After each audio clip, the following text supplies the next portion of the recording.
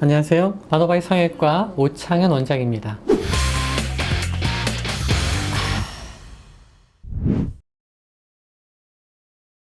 무턱하면 보통 이제 두 가지를 생각하실 수가 있겠죠. 평균보다 턱의 길이가 좀 짧은 분하고 턱의 위치가 좀 안쪽으로 들어가 있는 분. 그 두 가지 케이스가 될 거고요. 일반적으로 무턱이라고 했을 때 또 다른 분류 기준은 치아와의 연관성입니다. 위아래 치아가 이렇게 정상적으로 만났을 때는 윗치아가 아래치아를 살짝 덮고 있겠죠. 무턱이라고 얘기하는 것 중에서 이 턱 끝이 발달이 안 된 분도 있지만 이 턱 전체의 발달이 안 된 분 같은 경우는 치아가 굉장히 깊게 이렇게 들어가 있겠죠. 그래서 치아의 교합상의 문제점을 포함하고 있는 무턱과 교합상의 문제를 포함하지 않은 무턱 두 가지 종류를 이제 기능적으로 본다면 구별할 수가 있겠죠.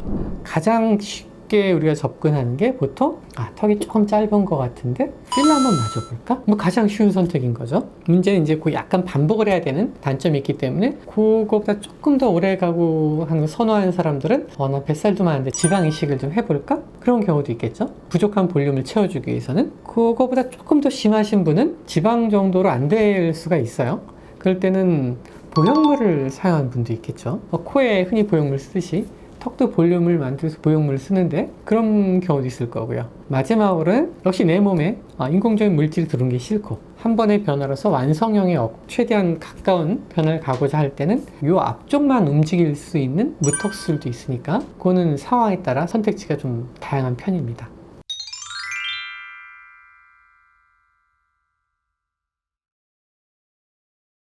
보통 턱끝보다는 보형물이나 필러를 많이 찾는데 편하잖아요. 안 무섭잖아요. 뼈 하면은 보통 무섭거든요. 그래서 가능하면은 뼈를 안 움직이고 할 수 있는 방법 중에서 대안이 없을까를 고민하시겠죠. 그래서 그 선택들이 이제 필러라든지 뭐 간단한 보형물이라든지 그런 쪽이 되겠죠. 그럼 보형물이나 필러는 단점이 따로 없나요? 뭐 단점이 없는 건 없고요. 상황에 잘 맞게 해야 되겠죠. 턱의 변화를 만드는데 보형물로 감당할 수 있는 변화가 있고요. 그 범위를 넘어서는 변화가 필요할 때는 보형물이 좀 문제가 되는 케이스가 있거든요. 그런 것들이 이제 경험 많은 선생님들의 눈과 판단이 좀 필요한 이유죠. 굳이 따진다면 어떤 걸 가장 선호하시나요?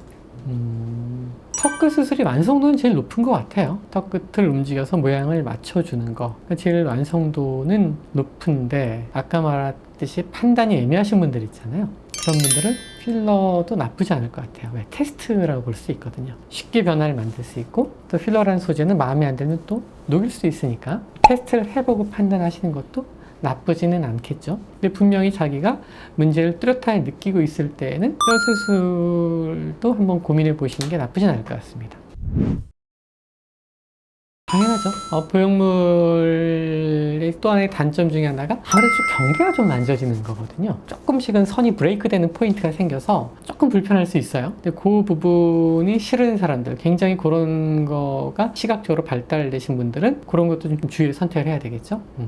말씀드린 대로 턱이 작거나 뒤에 들어가 있을 때 가장 흔히 느끼는 게 입이 나와 보인다거나 턱과 목 사이의 공간 부족으로 해서 이쪽이 자꾸 좀 답답한 느낌, 두턱이 쉽게 지는 느낌이 생긴단 말이죠. 그런데 이제 이 무턱이나 턱이 뒤로 들어간 경우 사실 측면 모습에서 더 뚜렷하게 나타나는데 측면은 내가 볼 수 있는 사실 각도는 아니거든요.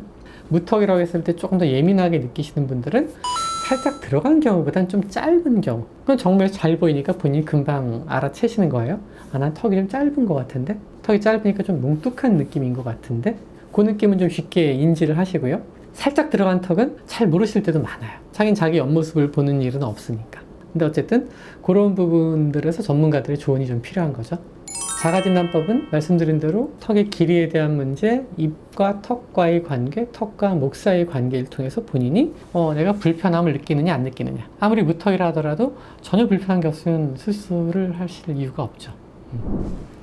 네, 오늘은 무턱 수술에 대해서 같이 이야기를 나눠봤는데요. 치아의 기능적인 문제가 아니라 단순히 미용적인 목적의 무턱 수술이라면 그걸 해결하는 방법은 다양하게 존재합니다. 다만 모든 방법이 무턱의 정도에 관계없이 다 적용할 수 있는 건 아니기 때문에 한번 병원을 찾으셔서 전문가와 상의를 한번 해보신다면 더 좋은 방법을 확인하실 수 있을 것 같습니다. 감사합니다.